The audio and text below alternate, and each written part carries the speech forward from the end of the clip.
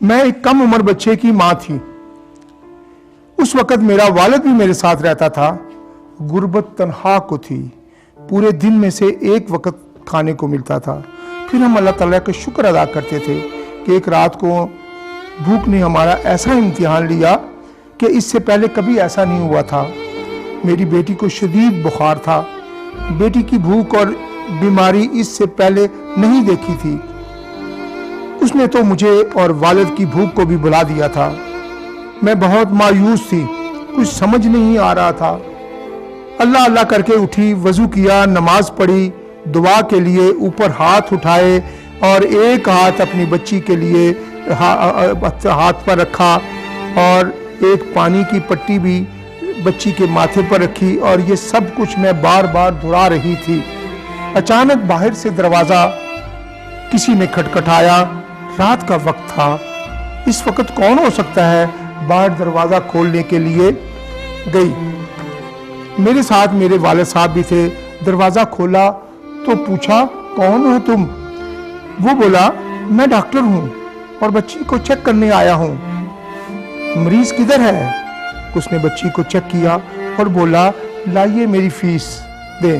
ابو نے کہا، ہمارے پاس تو کوئی فیس نہیں، بلکہ ہمارے پاس تو اپنے لیے بھی کچھ نہیں ہے۔ ڈاکٹر زور سے غصے میں آیا اور کہا کہ اگر آپ کے پاس پیسے نہیں تھے تو مجھے آپ نے آدھی رات کو کیوں بلایا؟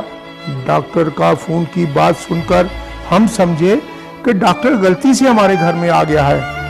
فون ہم نے نہیں کیا، بلکہ ہمارے پاس تو فون بھی نہیں ہے۔ اس نے کہا، یہ نمبر ہے میرے پاس، کس کا ہے؟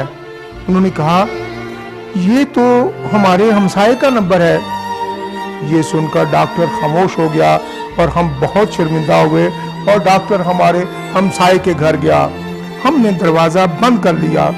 تھوڑی دیر بعد ڈاکٹر پھر واپس آیا اور ڈاکٹر نے کہا، اب میں اس وقت تک تمہارے گھر سے واپس نہیں جاؤں گا جب تک آپ پوری کہانی نہ سن لوں۔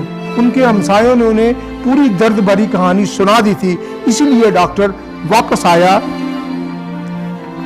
اس طرح والد نے بتایا کہ بچی بہت بیمار ہے اور میں اپنی بیٹی پر پانی کی پٹیاں رکھ رہی تھی کہ ساتھ اللہ تعالیٰ سے رو رو کر دعا بھی کر رہی تھی۔ ڈاکٹر جلدی سے اٹھ کر باہر چلا گیا اور کچھ دیر بعد ہمارے لیے رات کا کھانا، بچی کے لیے دعائیں اور کچھ گھریلو ضروریات کے لیے سامان واپس لایا، اور یہ بھی بتایا کہ آپ اس وقت تک آپ کو ایک تنخواہ بھی ملتی رہے گی جب تک اللہ چاہے گا۔ محترم دوستوں، بہنوں، بھائیوں، اللہ پر بھروسہ رکھو۔ اللہ تعالیٰ تو ہماری جنم دینے والی ماؤں سے بھی زیادہ پیار کرتا ہے۔